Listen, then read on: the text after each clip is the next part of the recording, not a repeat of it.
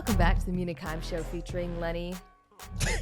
Sorry. I didn't even do an intro and you're already laughing. I know.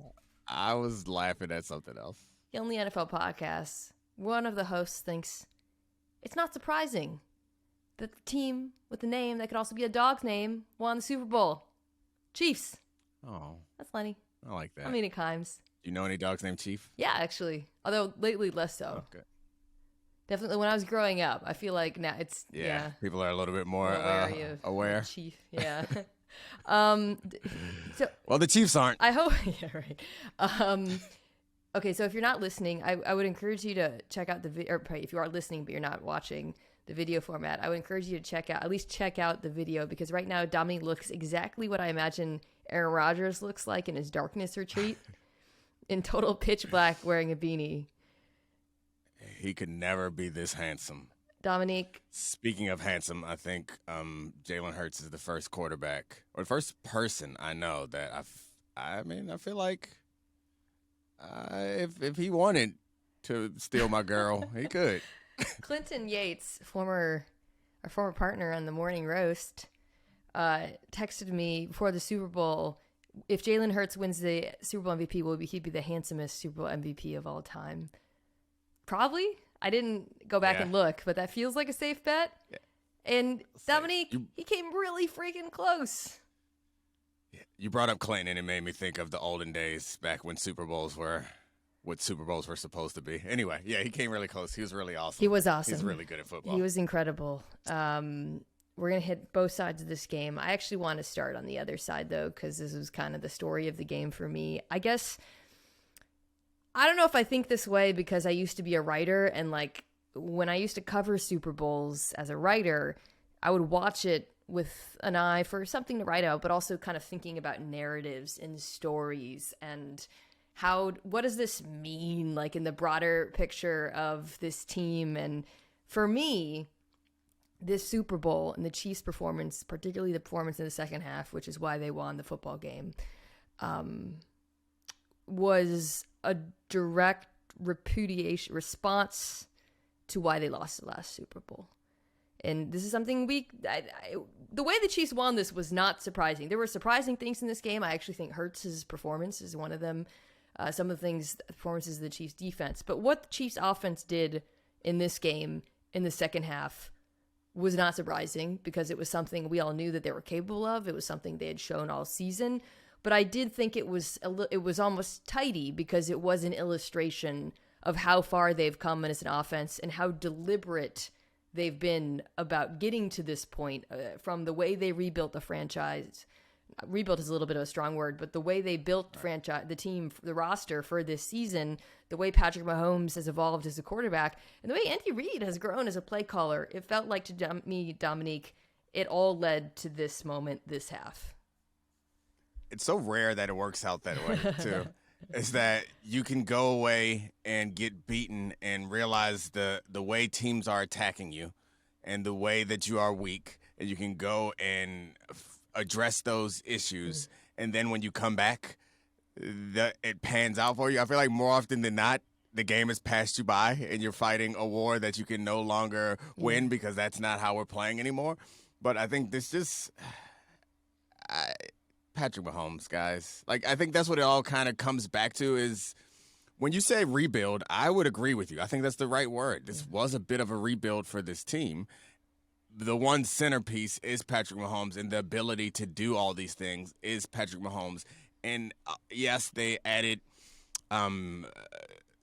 they approach building this roster and the strength of this roster, offensively at least, differently than they have in the past. But the real difference in this is probably a maturation of Patrick Mahomes, a development of him as a quarterback and him as a player that allowed them to do these things. And Andy Reid. Yes. We often get carried away with, like, you can't like grow and change when you're a certain age. You can, and Andy Reid still is, and we saw it in this game. I went on the Birds with Friends, this is the Ringers Eagles podcast, and we were talking about Andy Reid running the ball, and how one of the questions I had was not whether they'd be capable of running the ball. I thought they would be capable of doing it, but whether he would be willing to do it, which at times he has not. So the quarterback has not handed it into favorable looks at times. That was a problem for them. One of the reasons why they lost last year in the championship.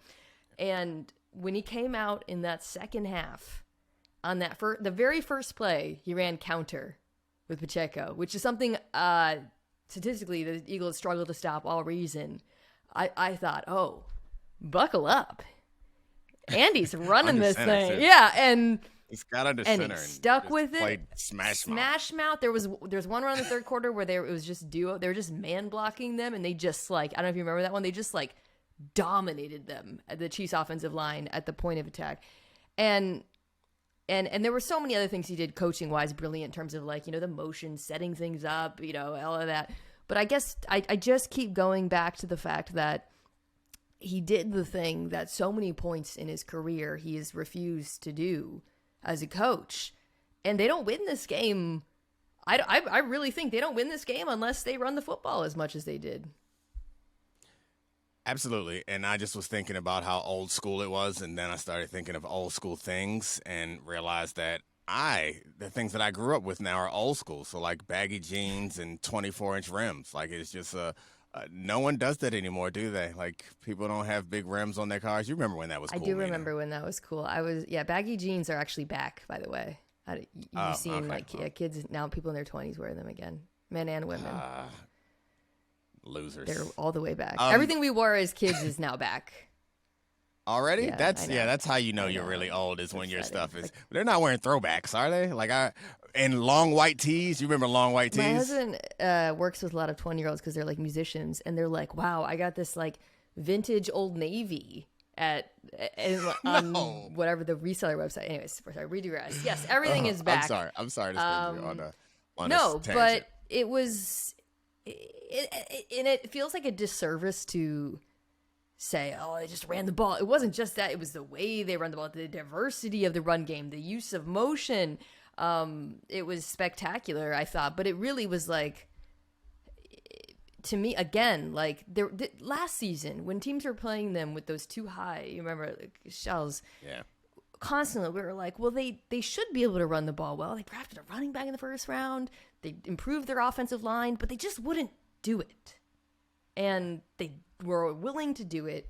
And then Patrick Mahomes, Domonique, in the second half, his average depth of target was 3.86 yards. That's the real shocking thing to me. More than the running the ball, it was the short, quick passes. We always knew he was capable of it, but I don't think we've ever seen him show that patience. And that is the maturation that I'm talking about. It's not just bringing in bodies. It's that he was all right, well, we're going to have to play this differently. I don't have the threats on the outside. We're not going to be able to get big chunks across the middle with Travis Kelce. I'm going to have to just kind of cobble together some offense and somehow make amazing plays on occasion where he's got a guy on his back and he's throwing darts down the middle of the field to Juju Smith-Schuster and passes like that on occasion. But most of it was just Drew Breesian short pass precision. Completely. There were a couple plays where he, because of pressure, had to do crazy things with his legs. And then, of course, there were the several scrambles, which were all huge. Obviously, the final one, this was the question we had going into this week. If the Eagles play man coverage and they turn backs on Patrick Mahomes, will you be able to punish him? The fact that he punished them after it looked like at the end of the first half, he was on death's door. Remarkable. But yeah, you're right. It was Breesian. It was, he went I think 13 for 15 in the second half. I don't have it in front of me. It was. No, he was only one incompletion, I believe. One so incompletion. 13 for 14, yeah. Ridiculous. Here's my question for you. Do you think that there's anything the Eagles defense could have or should have done differently? Because boy, are Eagles fans mad at Jonathan Gannon today. Yeah, they played more man than I think they historically have, which I thought was smarter. And to be fair, it made it harder on the Chiefs. But I think the conclusion I've come to is with a team like the Chiefs that has a quarterback like that, a tight end with that track record, and coaching staff, frankly, the continuity of their offensive coaching staff with Bieniemy and Andy Reid and Patrick Mahomes allows them to adjust more quickly. And also, we've talked about this before, and also having been in these pressure situations time and time again, they've seen so many things thrown at them. And I think of the Warriors a lot when I talk about this type of stuff. It's like you don't have to go into the locker room to make adjustments because they've been through it before. And so for a team to go up against them, you can't do the same thing from drive to drive or third down to third down. It's once you have shown, like, all right, this is how we're going to attack you. The next series, they have an answer for it because they've already been challenged that way before. So they don't need the time to install something new. They're just going to be like, you remember when we played the Pats in 2020? We're going to do that. And then you need to be doing something different. Then you need to do drop 8. And then they're going to go to the sideline like, all right, remember when the Bengals tried to pull that on us? We're going to do this. Then they come out and you're zero blitzing. And they're like, oh, shit. Well, remember when we played the Ravens? Next thing you know, the game's over, and you've kept them confused enough that they never really got a beat on what you were doing. It's remarkable to me that the Chiefs played 2 of the 3 best defenses in the NFL in San Francisco, which is a game that I really, like, looking back again, kind of presaged this a bit. Presaged. Yeah. And yeah, we got it. It's one of those read, not say words. Foresaw? No, that's not right. Anyways, point is, those are the Eagles and the Niners have 2 best 4-man rushes in the NFL, both incredible in pass defense. And Andy Reid put up, and Patrick Mahomes, Lenny literally just opened the door. That was terrifying. Put up 44 and 38 points on them. And there are a lot of similarities. The Niners game, there was a little bit more, a ton of motion similarly. 400 yards also through the air. Both games, in the Niners Patrick game. Mahomes had 2 of his 3 fastest timed throws of the year. Both games, the Chiefs, they had 2 of their 3 best rushing performances of the year. They are so good at, they were so good this season at playing elite defenses who are so good at getting after the quarterback and mitigating the rush through all of the running the ball. Screen game was good, the quick game, all of it.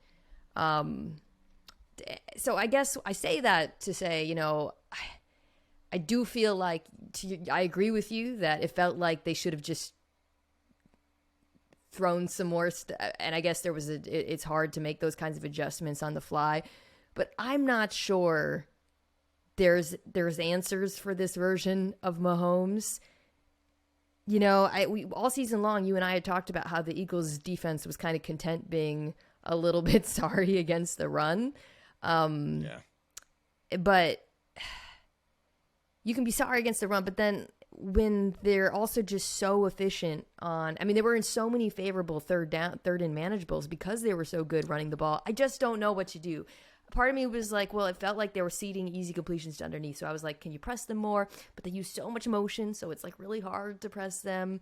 The one thing I will say that I think area where I think Jonathan Gannon is deserving of a lot of criticism is like it's one thing to get fooled by that short motion once, but then to have it happen again is pretty rough. That was a pretty rough look. And that was the Bradberry play too. They finally adjusted and did press and weren't going to switch off with the safety with the Bradberry play. And then he got called for the holding because it's really hard to press someone who's already in motion, which is what he was trying to do. And then Juju sold inside and he tried to get away. Yeah, I think you should have an answer. Normally, I think that was the Jags game that came out of. That they stole the fake motion from. Yeah, right. Normally what happens is when something goes horribly wrong in a game, whether you win or lose, that next day you walk through the solution for it. And normally the following week, that team that you're going to play, they're going to test you. They're going to run it at least one time, and then you show that you have it taken care of, and then you don't have to worry about it again for the rest of the season.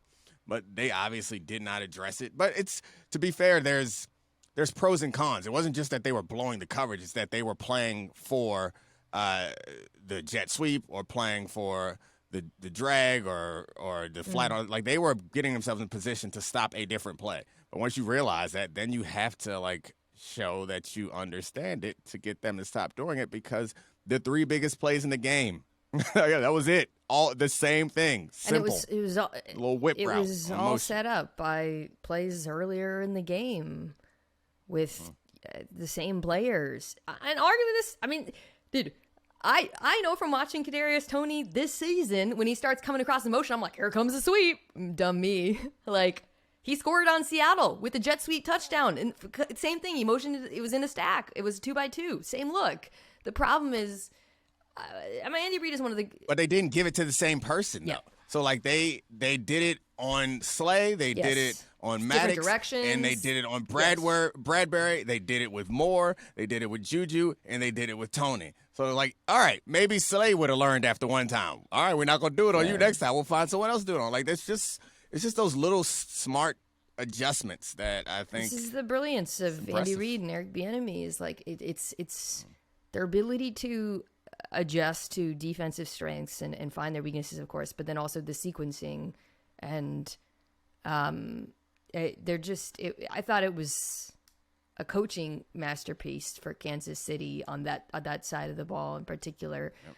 Actually, this is a good time to flip. On the other side of the ball as well, like, I actually thought the Chiefs' defense was outstanding in this game. I know the Eagles scored a lot in the first half, but it wasn't gimmies. Like, Jalen Hurts was making crazy plays, and they were using all 4 downs. That was why they were so dominant. It wasn't like the Eagles' offense was just steamrolling them all half, and it wasn't like guys were all... There was a couple coverage busts, but for the most part, like, it wasn't like guys were wide open. It was just that that Hurts was playing so well, or did so many big things. And then again, I think it was the first half was an illustration of how hard it is to stop an offense that actually uses all 4 downs. Yeah, all 4 downs and all 11 players. Like, it feels like they are going to get everything up out of you. I think everyone believes they're going to take this scrum out of the game just because it makes an exciting situation less exciting. Yeah. But they used it as much as they could. The rugby scrum, short yardage, I guess, quarterback sneak type of play. But they used it. And I think we have to appreciate how well Jalen Hurts threw the ball. As he was better than Patrick Mahomes as far as he made more big plays. Yeah, those kind of wild passes that you put in a small little spot that only you can throw, only your player can catch if you throw it just right. Like, Jalen Hurts did that more times than Patrick Mahomes, which I would not have bet on before the game. And also, Patrick Mahomes had the longer and more impactful running plays. Another thing I would not have bet on in this game. Like, it just was an awesome, weird game. It makes sense, though, right? Because these are both 2 very well-coached teams. So both defenses were like, all right, let me take your right hand and pin it behind your back, right? And let's see what you got. Like, the Chiefs defense was clearly hell-bent on stopping running backs in particular. Hold on, did you take your victory lap yet? About the Eagles' run defense mattering, or no, not that. About Nick Bolton having a big We're gonna get there. Let's stay on Hurts for a second, though, because I want to give him his flowers, because I thought the biggest question mark I had coming into this game, I alluded to, the Chiefs offense doing what they did is not surprising. They've been doing it all season, right? This is the most efficient offense in the NFL. They were efficient in exactly the way we saw in terms of the running, the motion, the 12 and 13%, all of it. Hurts had not been good throwing the football since coming back from injury. This was a huge question. If he has opportunity, my question was if he has one-on-ones down the sideline, will he take them? Not, is he going to hit like the sickest cover 2 hole shot to Dallas Goedert I've seen all season? Yeah. So not only did he answer the questions about whether he'd be able to take advantage of easy looks in the past game, he exceeded it exponentially. I thought, what a special performance. And I guess I'll just say, I mean, we're going to hit the off seasons a little bit after the break, but I know you're bummed as an Eagles fan, but the fact, like, the progression of the quarterback, think back to the Tampa wildcard game last year. Compare that quarterback to the one you saw in the Super Bowl. You have to feel good about where your franchise is going with him. I think you do, but I think you also have to understand that it may never be to that. We'll get to the tough decisions. Good as, yeah. Okay, all right. I'm trying to be positive right now. Yeah. I'm with you. Positive. He was great. He's awesome. You found a quarterback. Pay that man his money before he leaves. Special guy. Okay. As you alluded to, Eagles running backs had a bit of a rough day on the ground. Yeah. I mean, let me actually the numbers are worth stating because they're pretty astounding. Miles Sanders, 7 carries for 16 yards. Kenneth Gainwell, 7 carries for 21 yards. He had a lower success rate. Hurts carried the ball really well in the first half, but in the second half, he had 4 carries for 7 yards. He didn't carry it that much. Outside of Hurts, the crazy throws, I thought the most shocking thing in this game was the performance of that Chiefs run defense. In particular, the linebackers, all 3 of them. You know, the Chiefs had played a ton of dime leading up to this. They were in base a lot in this game. And I think they don't win this game without those 3 linebackers having the games of their lives, as you might have heard on a podcast. Just saying. And my reaction to you saying that just was like, you were the dumbest person ever. I think I came around as we talked about it to understanding your point and not necessarily agreeing with you, but you nailed that. They played incredibly well, even without the fumble return for a touchdown. They played really well against that Eagles rushing attack. So they had a bunch of tackles for losses. They were in the backfield a lot. The running backs were stopped at or behind the line of scrimmage on 41% of carries, which is really impressive. But they just tackled really well. I feel like this is a theme I've kind of gone to with the Chiefs a little bit as the improve. I mean, that we talk about how much their identity changed on offense. I would argue that is pretty significant on defense when you look at the last few playoff runs, so many games where they were felled by a lack of tackling. They didn't do anything crazy on defense. There were a few times where, you know, I think we talked about the Bears using scrape exchange with the linebacker coming around to try to stop Jalen. They did that a few times with like mixed success. But for the most part, they were just like dead set on stopping the run. Nothing crazy in coverage either.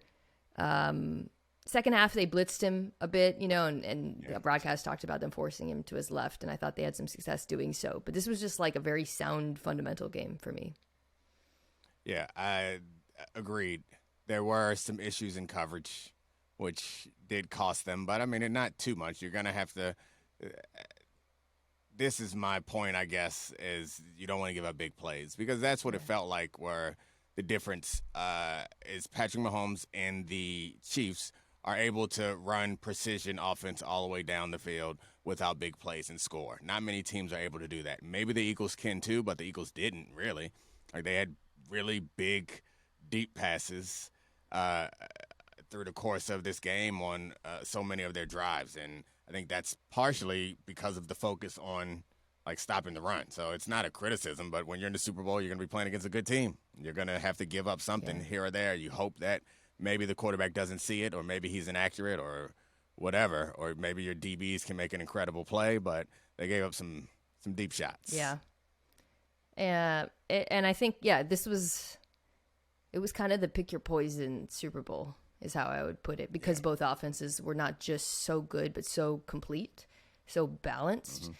And, I think both offenses were able to make them pay for the deliberate sacrifices that both defenses gave up, which is, by the way, why it was 35-35 with 5 minutes left. Like, Eagles outplayed them in the first half. The Chiefs outplayed them in the second. And then there was... How'd you feel about the call? Yeah, I mean, I thought it was fine. Yeah. I mean, it's a call that should have been made. I think the my little cute TV ready line that I've been using all day is that it's okay to be disappointed without being angry. That's a great line. It's like we're all disappointed. Like I agree, I'm disappointed. And what do I do with this disappointment? So many people are like turning it to being angry at the refs when no, it's okay to be disappointed without being angry. It's a crappy way to decide a Super Bowl. People thought that meant I was criticizing the refs, and I was like, I would have criticized the refs if I wanted to criticize the refs. I literally meant it was a crappy way to decide a Super Bowl. It was a crappy way to end a game that would have been, I think, a modern classic if not for that. I mean, it's still a great game, but Hurts had the opportunity to drive with a couple minutes left and 2 timeouts or whatever. One time, it would have been awesome, and it wasn't. It's okay to acknowledge that it's a crappy way for the game to end. It's the next step. It's like I feel like once you do that, you have like a lot of energy that you want to do something with. You're like, refs, Shouldn't have done Yo. that. And, like, I don't know. James Bradberry, this is for you. Thank you. You really took one for the team. Yeah, he is. You know that meme of Apu jumping in front of fire? That was James Bradberry saving today from the takeoff bullet, whatever. Yes. For those who don't. It was still bad, but it could have been so much worse. If he would have, okay, if you guys. If he'd have been like, I don't know, you saw it. You saw it. Like, that's that. Yeah, if you guys missed it, sorry, I should have given the context. James Bradberry said after the game that he tugged on his jersey. He was hoping it wouldn't get called. Domonique, would you ever admit that as a DB? Hell no. I was shocked that he did. Bradberry is much more confident and secure than I am. Because you just heard what I said. That's what I would have said. I would have said something like, "Hey, be your own judge. You watch the games." That's what they usually say. Yeah, I would have said something like that left it vague, and I would have never told anybody the truth that they could obviously see I did cheat. Thank you, James Bradberry. All right, let's take a quick break, come back, and then talk about these teams' futures. Spoiler alert, you're not going to win every bet you place. But with Caesars Sportsbook, win or lose, every bet gives you reward credits and tier credits, which you can exchange for the best perks in the game. Hotel stays, VIP experiences, sports and concert tickets, and more. Download the Caesars Sportsbook app and start earning with Caesars Rewards. All right, Domonique, let's just take a second to talk about sort of the off seasons for these teams. Let's start with the Eagles because you kind of alluded to the fact that they have a lot of difficult decisions to make. Yeah. Oh, I didn't realize how many until I pulled them up after the game. Adam Schefter does the tweet after every team is eliminated where he's like, and here are all the free agents. Eagles one felt particularly cutting or hearing that list of free agents because it's like it's a lot of guys on defense. It's a lot of guys on both sides of the ball. I mean, I'll just rattle them off. Kelsey, we'll see what happens. He might retire. Their center, Isaac Seumalo. I think if Kelsey retires, suddenly becomes more important. Not that they did draft a center. Cam Jurget, there's still some young offensive linemen. And Miles Sanders on offense. The offense, they're pretty set, though, honestly. The core is intact. Defense is where it gets crazy. Starting from front to back, I mean, Cox, Graham, Javon Hargrave, who is the one TJ Edwards, starting middle linebacker, CJ Gardner-Johnson, James Bradberry. I feel like I'm missing some guys, but it's an astounding number of players. That said, they weirdly have some cap space, Eagles, and of course that 10th overall draft pick from the New Orleans Saints. So big picture, like you kind of alluded to this, how apprehensive are you about Philadelphia's ability to get back here? Not very. I mean, in the next few years, I think they're going to be in good shape. The NFC doesn't all of a sudden get so much stronger. The NFC is still not all that strong. They do have 2 first-round picks, and they have a front office that's shown the ability to rebuild on the fly a number of times. They're going to have to hit on some picks. The Chiefs did the same thing. You're going to have to hit on some picks. And you're going to have to pay your quarterback. You're going to have to hit on some picks. And you need to, the quarterback's going to have to continue to get better because the better he gets, the easier it's going to be for everybody else. But they have a lot of important pieces that I think they can keep in place. Like Slay will be back. Mailata and Johnson, I mean, he's going to have surgery, but those guys will be back. Yeah. Those are important positions. And they have cap space, like you mentioned, and draft picks, a quarterback, 2 number 1 receivers. They're not in terrible shape. I do think that this past season was the best it's going to get. But honestly, this season this season was like the Chiefs' worst chance to win a Super Bowl in recent history, and they managed to win. So it's not over for the Eagles. Obviously, they got a pretty bright future, but their easiest path is they're likely not gonna see the Giants and a 4th-string quarterback next year. That as well, yeah. I think one of the things that works in their favor is that because they have so much depth at every level on defense, and then the offensive line I'll throw in here as well. If there is change at one position, you feel better about making a change, like let's say you lose Kelsey to retirement. Well, if the rest of the offensive line is intact, to your point, you feel better about bringing in Cam Jurgens, who was their draft pick this year. Or on the defensive line, you still have Reddick and Sweat, and we'll see elsewhere. Hargrave is one I would prioritize just because he was so dominant, but it kind of depends on he's 30, what kind of contract he wants. So, and the secondary is where it's like, ooh, that's a lot. But again, with Slay, I think I should have had the list of free agents up. But like, I think you feel pretty good. It really is though. Like, you do need, to your point, you really just need some of those young players to step up. Guys you drafted last year, right? So like Jordan Davis, he played some snaps in the Super Bowl. Needs to play more snaps. Nakobe Dean needs to get on the field. It just, you kind of look at the last few draft classes and you just need some of them to start contributing more and replacing the guys who left. And then I would say, you need that 10th overall pick. I wouldn't be surprised if they go corner there. I hear it's a corner-rich draft. I haven't started that yet. But, The other thing, though, that is a big issue, I didn't hit this, is it seems like they're going to lose both of their coordinators. Although Eagles fans are like, Jonathan Gannon, don't let the door hit you on the way out. That was not an Eagles accent or Philadelphia accent. Yeah, it was. I don't know what that was. Boston in it. It was a little Boston. I don't know. The Philadelphia accent is my in-laws cringing if they're listening to this. What a... It's like from Mayor of Easttown, hoagie. Let me get a hoagie from Wawa. Jonathan Gannon. Don't let the door hit you on the way out. Sorry. Anyways, I think Shane Steichen is a big loss. Yeah, that's going to hurt. That offense has been really good. And they were so good once they turned it over to him and he started really tailoring it to Hurts' skill set. Although the quarterback's coach, Brian Johnson, I think I'm saying his name, who was interviewing for coordinator jobs, I imagine he might get elevated into that position, which is good to have some continuity there. Yeah, I hope so. He deserves a shot. I mean, I read some stuff about him recently. He seems to be getting a lot of credit for the improvement for Jalen Hurts, and it'd be nice to see that. Yeah, I would say I would agree. The Chiefs have it a little bit easier because, I mean, we've hit this a lot.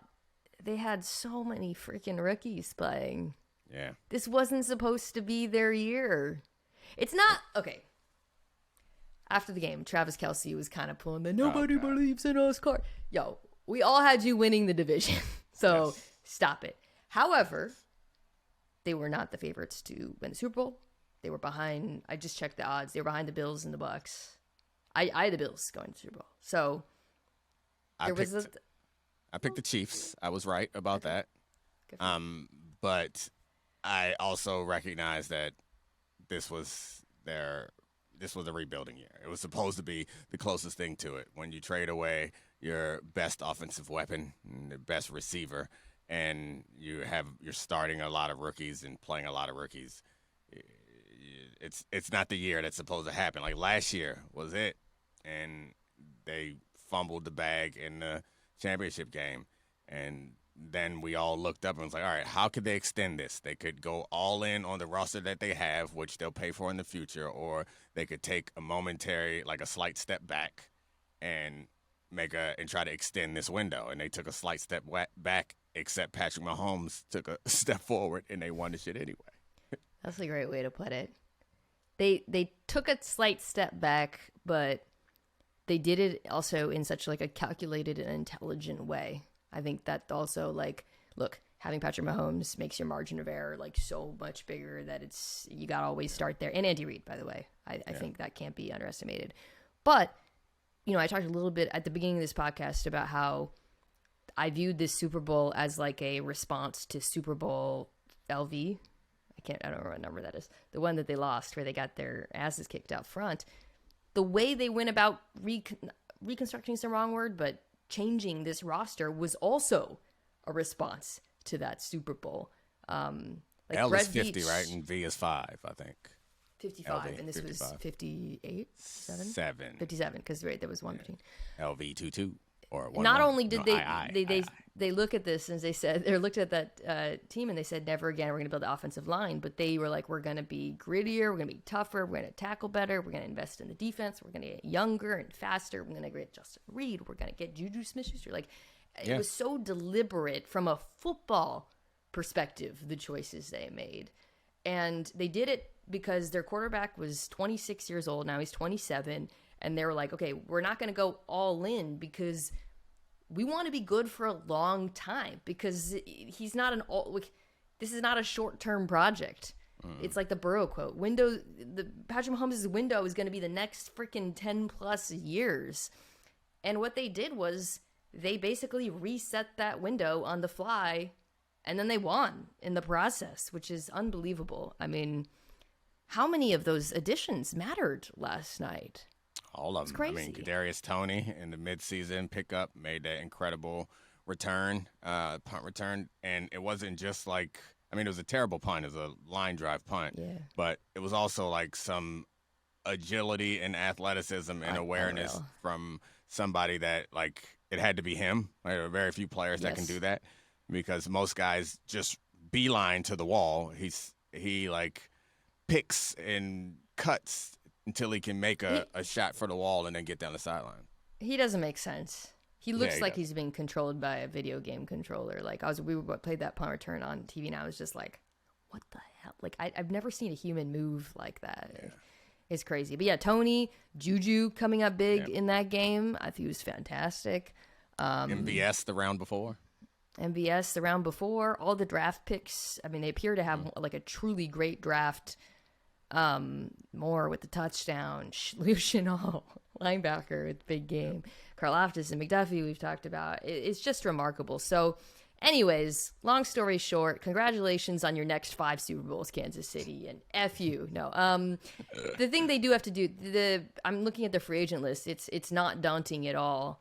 However, they're definitely, they got to make a decision with Juju. Thornhill is coming up, and then the big ones are Orlando Brown on the offensive line, Allegretti, who's the starter. If I'm them, I really, I definitely want continuity on that offensive line, especially after what happened this season or what they accomplished. Yeah, they should definitely prioritize that offensive line, and I'm looking forward to see what they do at the receiver spot, because I don't know. If you add Wiley too. Wiley's also a free agent, the right tackle. Yeah, he played well, and he was like the one everyone was picking on all week. I know. He played really well. He shut me up. What kind of receiver would you like to see added to this offense? I just want a legitimate deep threat. Like I guess what MVS was supposed to be, like someone who, like you have to spend some time game planning for, Yeah. And so I mean, it's not easy to find, but I think if there's a position, and like you, I haven't looked at the college yet, but I haven't heard a bunch of receivers that are great, but if they can find some way to put somebody into that system that can consistently threaten downfield, I'd like to see what this offense looks like. Yeah, it would be a nightmare. It would be. It's already it could a be nightmare. somewhere. Not that D-Hop is that guy, but I mean, he could be championship chasing. He might be interested in taking. Like I feel like he fits the mold. I mean, not as a deep threat, but as a receiver on this. Yeah, like a smart veteran receiver, character guy, great hands. Be nice. It's interesting how much the receivers were involved in the second half and how well they ran the ball too with their 11 personnel when they spread things out a bit. Yeah, they're good blocking receivers. They are good block. They just have so many change-ups, it's crazy. I mean, let me ask you a question. I posed this on Twitter. It was a little bit dramatic, but so I mentioned that the Bills were the favorite this year. Do you think Patrick Mahomes, assuming Patrick Mahomes and Andy Reid are together, do you think the Chiefs, and assuming Patrick Mahomes is not hurt, obviously, do you think they'll ever not be the favorite again going into a season to win the Super Bowl? Yeah, they'll not be the favorite again at some point. If Kelsey retires. Yeah, I mean, it's somebody will go on a run. Someone else will win the Super Bowl for the AFC side, and we'll feel like they are the next thing. So yeah, it's unlikely to. Football's too hard. It's not like. Yeah. Not like LeBron. Every time LeBron in his prime showed up, he was the Eastern Conference favorite. Right. You're gonna take the field. Stuff happens, but boy, it's gonna be really hard for me to pick against. I mean, I guess we can just kind of wrap here. The idea that he's 27 years old and still getting better as a quarterback is what I came away thinking about. I said this on NFL Live, but like I don't think an older version of Patrick Mahomes wins that game. I really don't. I think like he was talking after the game about how he appreciated, a younger version, previous version. Yeah. He was talking before the game about how he like appreciated the losses because it made them happier, like appreciate where they are. But I would say like he had to have those losses. They had to have those experiences with the offensive line and the too high and all this stuff to get to this iteration of the offense that was able to do what they did in the second half of this football game. It's like it was like the apotheosis of so many things. The failures, the way Mahomes has grown, the decisions made by the organization, the way they rebuilt and reset. None of this happens without all of that happening. And I think it was almost like kind of satisfying to see all of it pay off. Apotheosis. That sounds like what his dad be smoking. That Philly blunt. Did you see him this week? He's like, I was smoking on that Philly blunt. I saw his dad after he was like, did you see that video of them just him saying like, you do things that like amaze me. I love you so much. That got me a little bit. Oh, I didn't see that. How lucky is the NFL that they're the best player on earth happens to be like incredibly likable. I think about that all the time. They really, really lucked out. All right, Domonique, I'm lucky to have you as always. Thanks for coming on. I'll give you guys next week. I'll give you kind of a clue as to how I'm going to handle the off season with this podcast. But if you don't already, check out the Domonique Foxworth Show wherever you get your pods. Domonique, thank you so much for your time, for making us better and smarter. I sound like Dan Le Batard, for making us better and smarter, but I mean it. No, I know you do. Appreciate it. I appreciate you, friend. Bye. All right, bye.